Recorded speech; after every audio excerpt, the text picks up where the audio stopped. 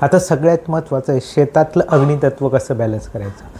शेतातलं अग्नितत्व म्हणजे कुठल्याही पिकाला अन्न तयार करण्यासाठी 3 गोष्टींची गरज असते: सूर्यप्रकाश, पाणी आणि कार्बन डायऑक्साईड.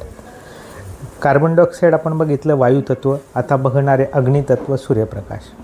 मग जास्तीत जास्त सूर्यप्रकाश मिळण्यासाठी मी लागवड केलेल्या झाडाला पूर्वेचं ऊन मिळालं पाहिजे, पश्चिमेचं ऊन मिळालं पाहिजे आणि वरचं पण ऊन मिळालं पाहिजे.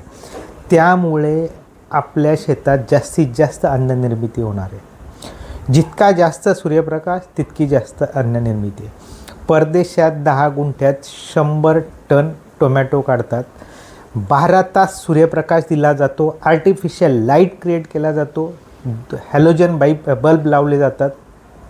तर आपल्या शेतात जास्तीत जास्त सूर्यप्रकाश मिळण्यासाठी आपण सर्वात महत्त्वाचं आहे उत्तर दक्षिण मारा मोठा ठेवायचा आहे.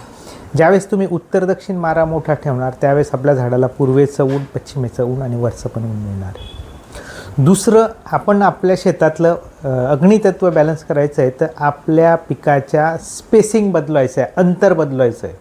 ज्यावेळेस तुम्ही अंतर बदलवणार त्यावेळेस झाडाच्या प्रत्येक अवयवापर्यंत सूर्यप्रकाश पोहोचेल. सर्वात मोठा सॅनिटायझर, सर्वात मोठा जर स्टरिलायझर कुठला असेल तर सूर्यप्रकाश असतो. जर सूर्यप्रकाश पूर्ण झाडाच्या शेवटपर्यंत पोचला तर त्या झाडावर कुठल्याही प्रकारचे कीड आणि कुठल्याही प्रकारच्या बुरशीच्या स्पोर्सचा इनॉक्युलम जिवंत राहू शकणार नाही. म्हणून तुम्हाला आपल्या शेतातील कीड आणि बुरशीचा प्रादुर्भाव पण कमी करायचा असेल तर त्यासाठी तुम्हाला तुमच्या शेतातील अग्नितत्व बॅलन्स करणं गरजेचं आहे. म्हणून जर आपल्याला आपल्या शेतातील अग्नितत्व बॅलन्स करायचं आहे तर 2 गोष्टी करायच्या आहे. एक, आपल्याला उत्तर दक्षिण मारा मोठा ठेवायचा आहे.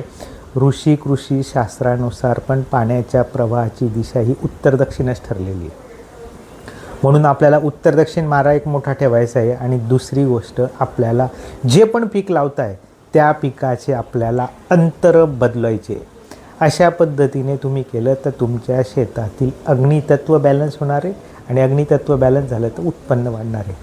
मित्रांनो, तुम्हाला तुमच्या घरातील, तुमच्या शरीरातील, तुमच्या शेतीतील अग्नितत्व बॅलन्स करायचे असतील तर मला फोन करू शकतात, मेसेज करू शकतात किंवा व्यक्तिगत स्वरूपात भेटू शकतात.